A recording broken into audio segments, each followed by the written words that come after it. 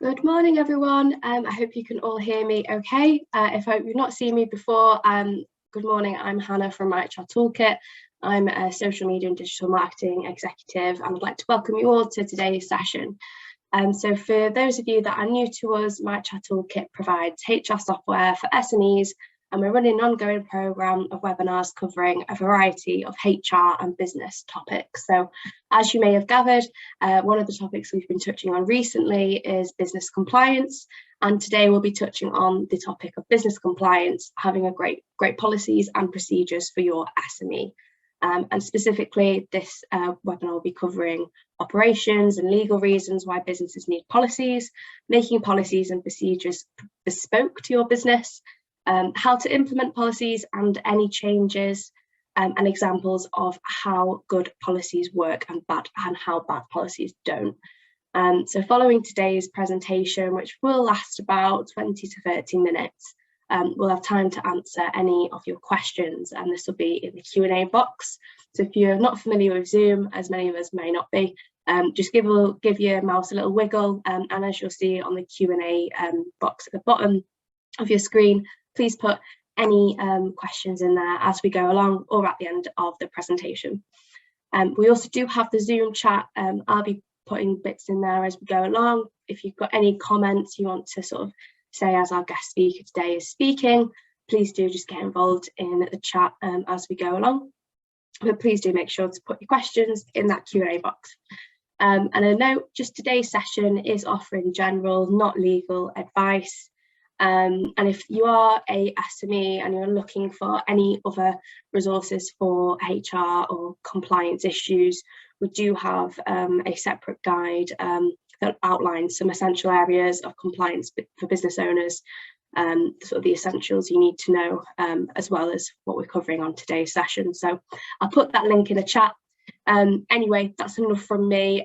Today I'm introducing Iain Lock.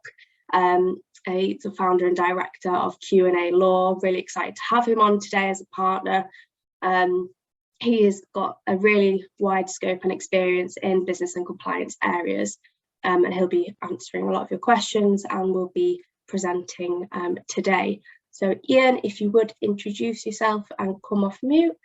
There we go. We had a little hiccup with sharing screens earlier, but hopefully once you've turned your camera on and shared screen, we should be ready to rumble. Are you ready to, Iain? Yeah, just bear with me. No worries. It's standard, as you've ever been in any webinar, there's got to be one slight tech slip up. There we are. Brilliant, fantastic. Iain, if you're ready to share screen and open up the slide, I'll stop sharing now and let you take it away. Hello, good morning to everybody. Thanks for coming on today. I'm going to take you through what many perceive as quite a boring type area of work of handbooks and policies, but as we'll see, the importance of them as we go through this short presentation.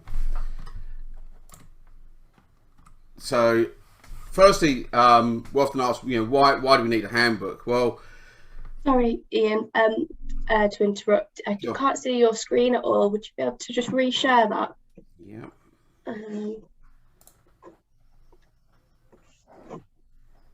Are you just clicking on the share screen button on Zoom?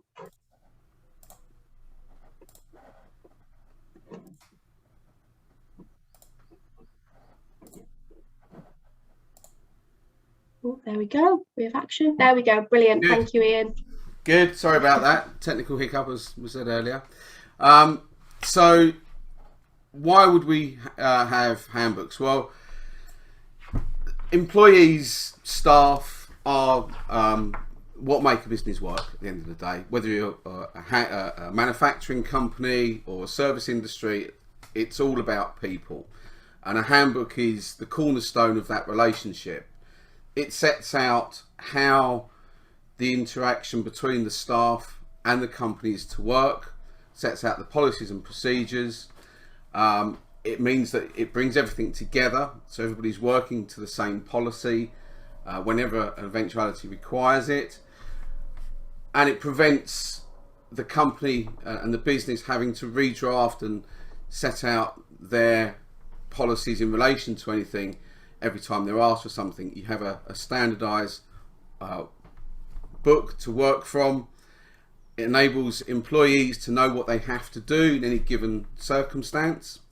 So if they want to require a holiday, make a holiday request, how they do that. If they're off sick, what they do in those circumstances. So all of these ideas go towards creating certainty both for the business and the employee. They create efficiency because it makes it easier to work. Everything is set out and done in advance. And it helps to create the working culture for the business. This is how you operate. This is how you engage with your staff and how your staff are to operate and engage with you. And this is important, particularly if you're taking on new people, that as part of the onboarding process, you can send out the handbook in advance, ask them to read those particular policies that are important to you. They can start to understand what's important, how they should do things, how they should conduct themselves, and it starts to build and integrate that person into your culture before they actually start. So it can act as a very positive piece of work as well.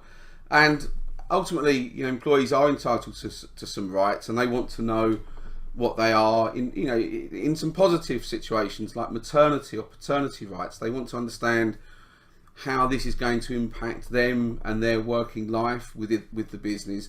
So it gives some guidance in relation to that. So who do they apply to?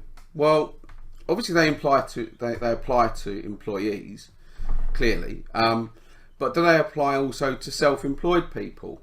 And do they apply in all circumstances? Well, you have to be a little bit careful when drafting contracts, handbooks and policies, because you don't want your self-employed people to be seen as employees. HMRC constantly looking for these situations, as we've seen particularly recently with the gig economy, where there's a blurring of the rights as to whether someone's self-employed or employed. And when the revenue are looking at these circumstances, they will look at handbooks and they will look at the relationship and how that relationship is governed. So with elements like disciplinary, grievance, attending outside events, these are policies that are aimed at employees. So you must make sure when you're drafting or having these handbooks drafted for you that it's clear as to who they apply to and who they don't apply to. So you'd want to make sure that things like disciplinary and grievance are clearly marked as not being applicable to contractors or self-employed. Because simply if you have a difficulty with that relationship with a self-employed person or a contractor, the contract you have with that person will govern how those circumstances are dealt with, i.e. do you need to let them go, for instance. You don't need to go through a disciplinary procedure that you would with an employed person. So bear in mind that some policies can apply to contractors, things like the bribery policy, and many other policies. Some would not apply to them but would apply to everybody. So just bear that in mind and make sure that they're properly drafted. Handbooks are not a legal requirement. It's not like a contract, which is now a legal requirement to have, but certain policies within a business are required, and there's only a few of them in law, and that's if you've got more than 5 staff, you need a health and safety policy statement. That's not to be confused with a health and safety policy for manual handling or driving forklift trucks or stuff like that. It's merely a policy statement that says that staff will act in a health and safety aware manner and will abide by any health and safety policies that are implemented. Disciplinary and grievance policies and procedures are required, so you need to have those available. Data protection to demonstrate that the data that you are collecting from the employee or from the self-employed contractor is kept in a safe and GDPR compliant way. And whistleblowing particularly if you're a local authority, PLC or US listed company. These policies can be just kept in they don't need to be bound into a handbook as such, but you do need to have them available and made available to staff. The rest of it is not a legal requirement, but we'll look at some of those policies in a minute. So some of the other recommended policies, an introduction is always very useful. It goes back to the culture. It sets out your opportunity to set out how your business operates with its staff, what its goals and ambitions are. So that's always a good opportunity to put some narrative there. And then looking at some of these other policies and how they work and operate. Whilst, as I said at the outset, they can be perceived as being very dry, very boring, and believe me, it can be to draft. You have to bear in mind that these have a real-time, day-to-day practical implication. When a circumstance arises that these need to be used, this is how you're going to deal with that eventuality. So if you're looking at, say, sickness absence, when someone's off sick, it sets out when do they need to notify you, how do they need to notify you. Increasingly we see people using WhatsApp and other sort of non-verbal types of notification, but that may not be how you want to deal with it. You may want to actually talk to somebody to hear how sick they are they putting on the cough, that type of thing. And if the opportunity is to set it out in the handbook, and then you can deal with it if they don't adhere to that. Long-term sickness is always a difficult and tricky area.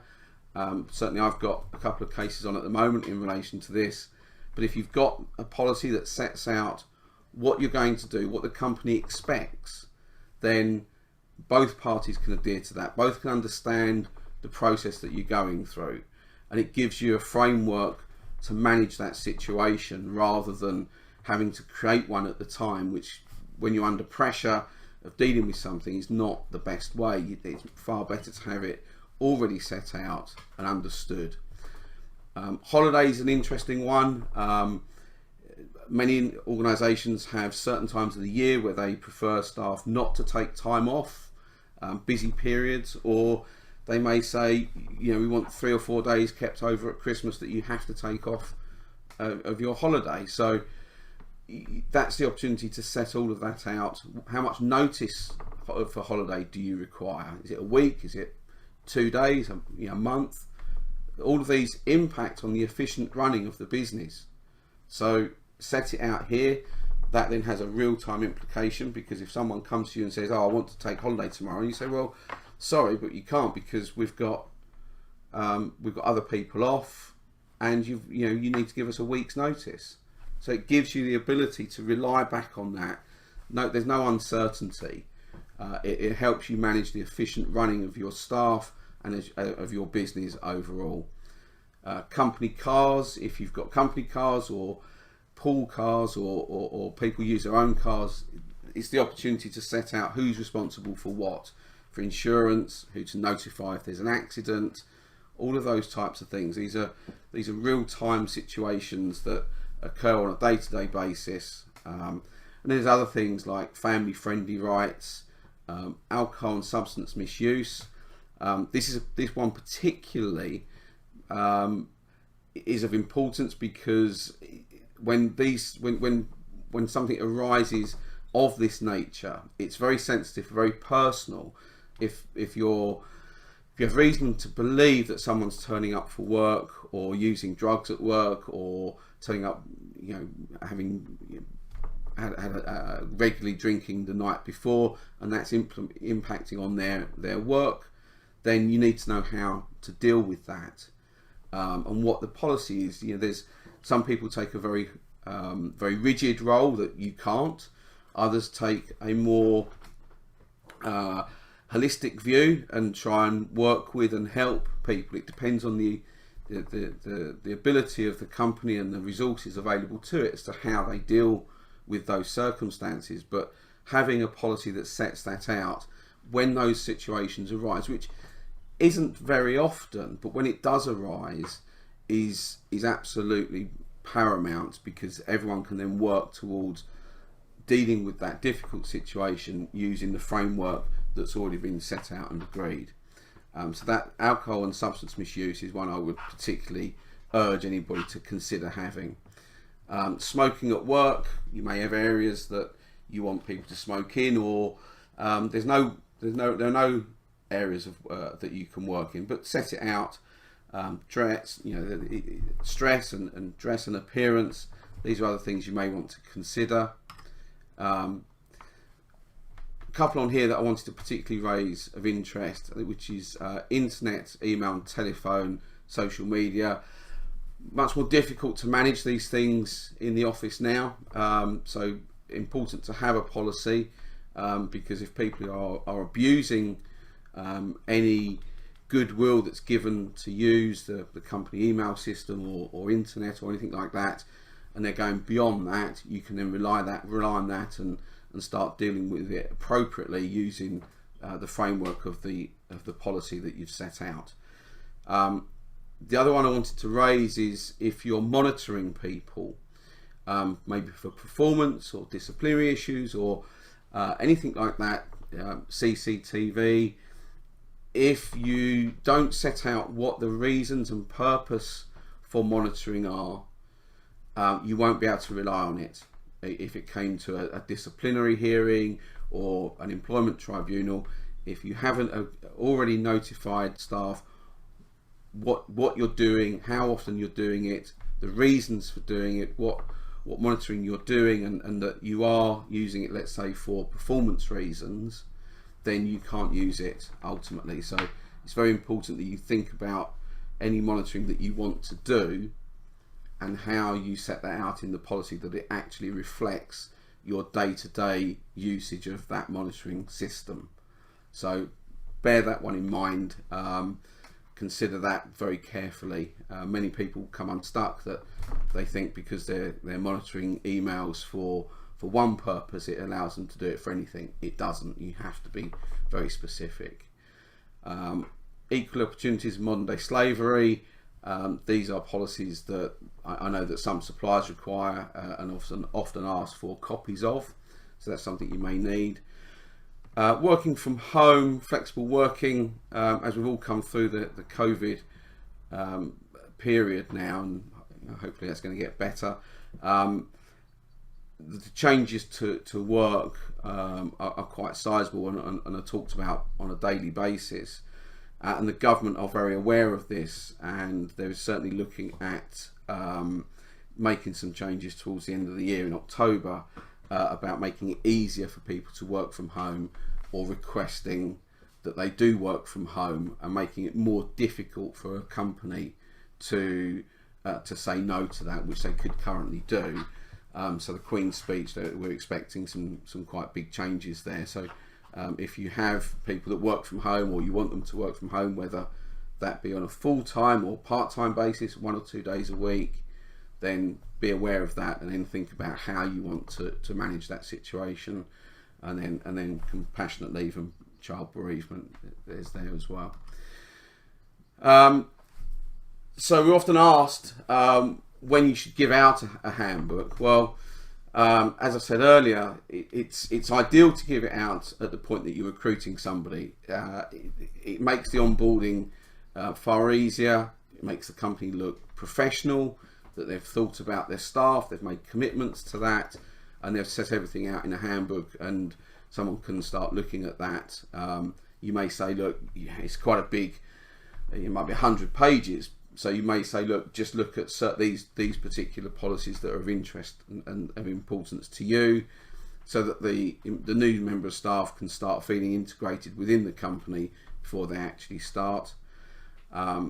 If you don't have a handbook, it's never too late to get one done. People like us and other lawyers and HR companies more than happy to assist and help you with that. but it's never too late to either have one done from scratch, or you may need one to be that you currently have that needs updating, which is quite often the case. One thing I would suggest quite strongly is that you ask people to sign that they have accepted and received the handbook, or even just a return email to say thanks, received. Had a situation in the last couple of weeks where someone was trying to say that they hadn't received the handbook and making various allegations, and yet we had an email back from them saying thanks, received this. So it's important that there is an acknowledgement from the employee that they've received it, and try and keep that on file somewhere. So give out a handbook whenever it's needed, make it available. As I say, try and give it out when the job offer is made is always preferable. We're often asked how they interact with contracts and whether they're a contractual document or not. Well, certainly from our perspective, we try to make sure they're not part of the contract. They can become integrated into the contract if you're not careful, with terms like further terms and conditions will be found in the employee's handbook. Tribunals have inferred that that policy or that handbook has actually become integrated to the contract, and the implications of that are that it then becomes a contractual document. So if you've got policies or a handbook that you don't want to be contractual, and I would urge that you don't make it contractual, be clear in the handbook and say that the policy and the handbook as a whole is not contractual. If they are contractual and you get something wrong, it may be the disciplinary process, you get that wrong, you could actually be found by the tribunal to be in breach of contract. And that's something you want to avoid, and can simply be avoided by a few well-chosen words repeated throughout the document to make it clear that it's not a contractual policy or handbook. And also within the contract, you can make sure that you can amend the handbook as and when you need to, with a simple phrase of or such other handbook or policies as the company may issue from time to time.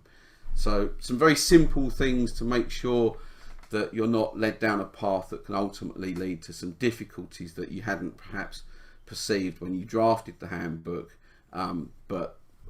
Yeah, try and keep it away from being contractual. And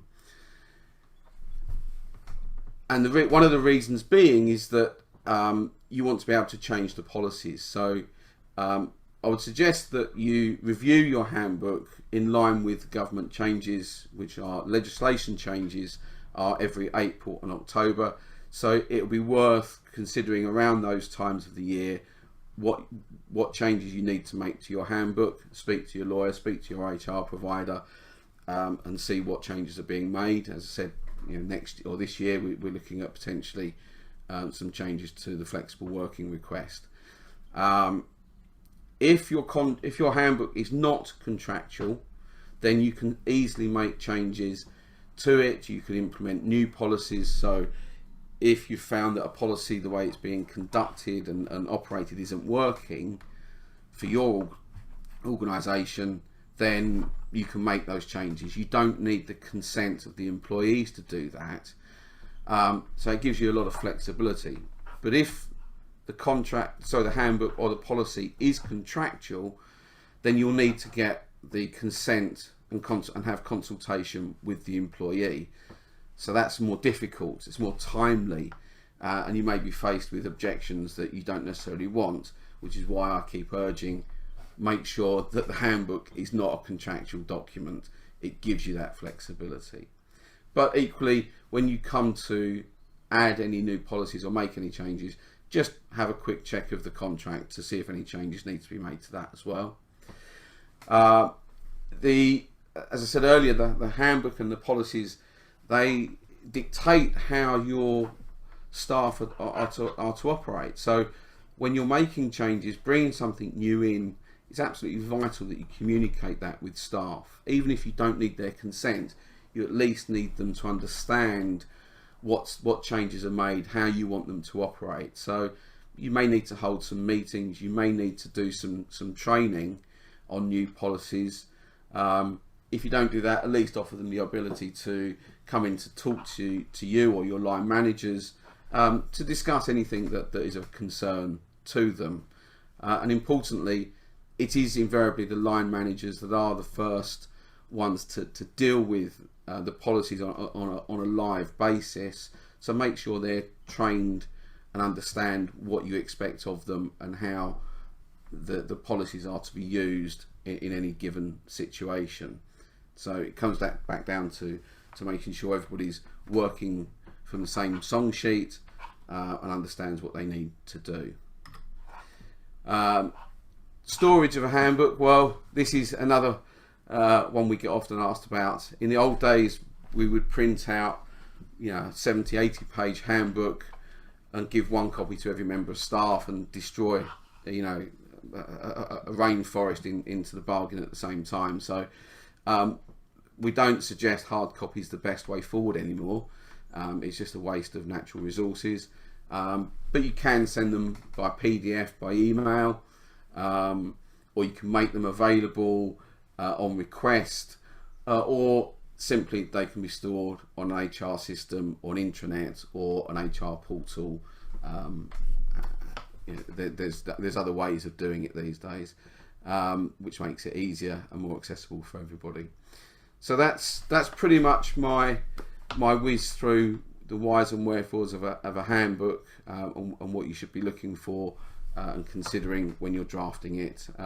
Bit of a whistle-stop tour because there's an awful lot to cover generally, but hopefully there's enough sort of triggers there for you to think about and perhaps have some questions for me now. Thank you. Amazing, thank you, Iain. That's fantastic. And as Iain mentioned, if you're not aware of My HR Toolkit, we do have a HR portal, HR software system where you can store documents, distribute them, and also check if they've read them, which is great, as Iain said he had with his client, checking that they've received it and accepted it. So we'll just put in the chat the HR compliance guide that I mentioned earlier. If there is any further information you'd like to investigate of ensuring compliance for your small business or business, that's a great guide to start from. We have had a few questions run through, Iain, which I'm excited to read to you. If you do have any questions, just give your mouse a cheeky wiggle and put your questions in the Q&A box you can see on your screen. So I'll start off with the first question, if you're ready, Iain. The first question being, what are the main policies and procedures small businesses should have to save them from getting in hot water? If I scroll back to those screens, that might help. So certainly things like disciplinary, grievance, sickness, absence, family-friendly rights. These are all the statutory ones that where there are statutory provisions for anyway. Bribery, definitely have that, because having a bribery policy is a defence to any claims that can be made that bribery has taken place within the organisation. And in that, I'm looking at things like, I'll use an industry like a state agency, where you may have a developer that's offering a backhander, for want of a better word, to a negotiator on a property, maybe undervaluing or something of that nature. That's a bribe. That's an offence. If the business doesn't have a bribery policy, they can also be prosecuted, and there is a personal liability on the directors, so they could end up finding themselves in trouble with the police as a consequence. But if you have a bribery policy, that is a defence. Great to know. I did not know that, so that's fantastic. We've also had a question in from Catherine. Thank you, Catherine. The question is, would you always have a lawyer look over the handbook before placing it into the workplace? We have a small business with limited staff, no clear HR person who is responsible. Would it be the director? So the question is, would you have a lawyer look over staff handbooks before placing them into the workplace? Yes, I would have, whether it be a lawyer or an HR person. I'm a qualified solicitor, so I'd always go and say get a solicitor to do it. But there are very good HR people out there as well. Somebody who knows what they're doing and can take and understand your business, what it requires, how it wants to work, and implement that into the policies. That's important. So yes, because there'll be things that you perhaps don't understand, or and why would you? It's not your area of work, that they can bring to the table and say, look, I suggest this, I suggest that, and you can make a decision on. So yeah, I would get professional advice. Great, thank you.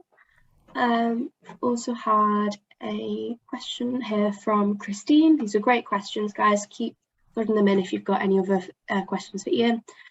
Christine says, to avoid any confusion, would you suggest that it would be a good idea to state on each policy that the policy is non-contractual, and also that the staff handbook is non-contractual? Providing, in broad terms, yes. Providing there isn't anything specific in there that you'd want as a contractual term.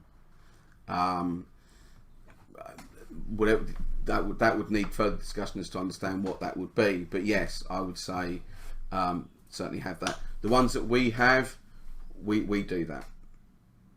Okay, great. You might think it becomes a bit repetitive, but what you must bear in mind is it's unlikely that anyone's ever going to read the whole document in one go. Yeah. They're only going to dip into it as and when they need it. So if someone's being disciplined or going on maternity, they're only going to look at that provision, that policy, to deal with that circumstance. So you'd need that phrase on that policy, on each policy. Okay, great. No, thank you for that, Christine. If you've got any other questions, please just let me know. I've got one question here saying, controversial. Am I legally obliged to tell employees that I'm monitoring their performance whilst they're working remotely? How are you monitoring? I'm assuming it was. I think this question came in after you mentioned monitoring emails. If you are monitoring, particularly if it's electronically, yes, you should. Yeah. So if you're monitoring keystrokes, I know there's some very clever software that can determine when a keyboard goes silent for a while, isn't used, or emails are not being sent. Then yes, make sure you have a policy that covers that. Okay, great. Thank you for that. We've also had another question come in here from Catherine. If you are just using the government statutory rules, i.e. maternity, is it enough to just say refer to the government websites and policies, or would you write it out formally?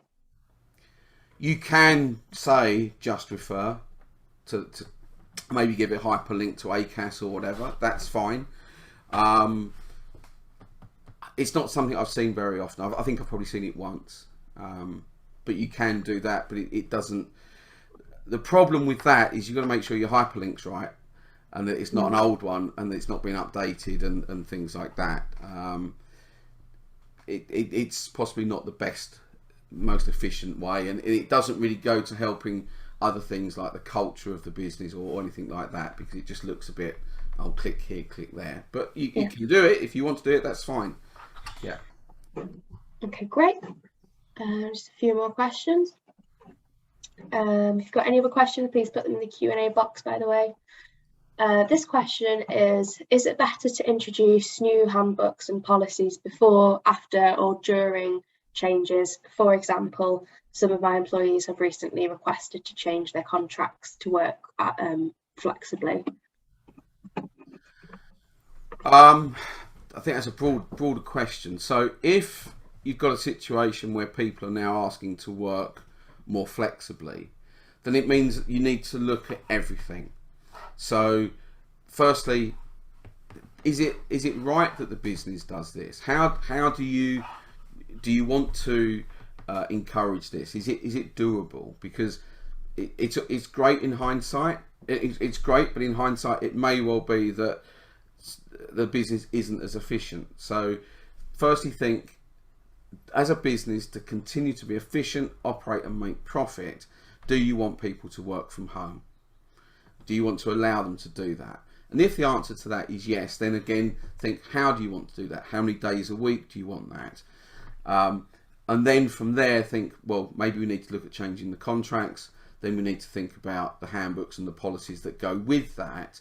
Because if people are working from home, the things that flow from that are, okay, so if you're dealing with data from suppliers or from clients, are their working arrangements at home sufficiently secure? Will they be on the phone with a dog barking or children walking in and out? So all of those things need to be thought about.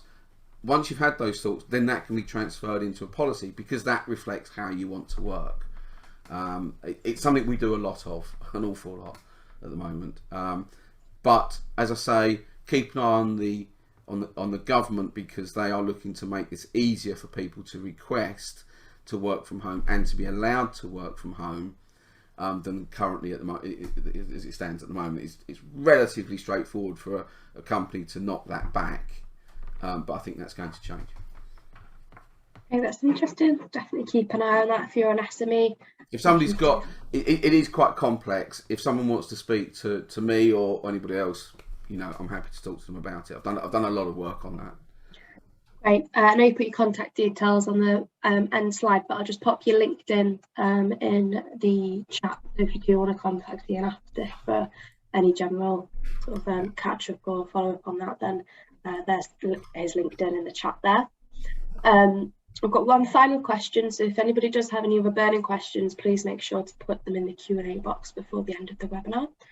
But this question is, I have a few self-employed and freelance workers in my company, such as photographers or graphic designers. Should I encourage them or make them sign any contracts or policies, and are they entitled to sign any policies and handbooks? Absolutely make sure that they have a contract that reflects that they are self-employed.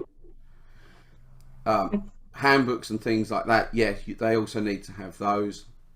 As I said during the talk, you need to make sure that you identify which policies they are bound and governed by, and those that they're not.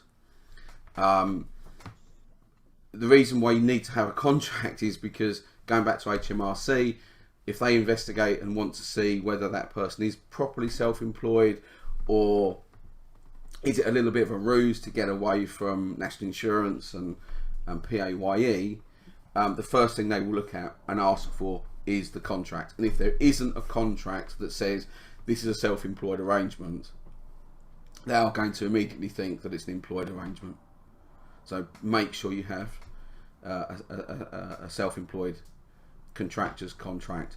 Quite simple to do. Again, it's something we do on a regular basis. And then into the handbooks, then make sure that that certain of those apply and certain ones don't, and it's clearly marked.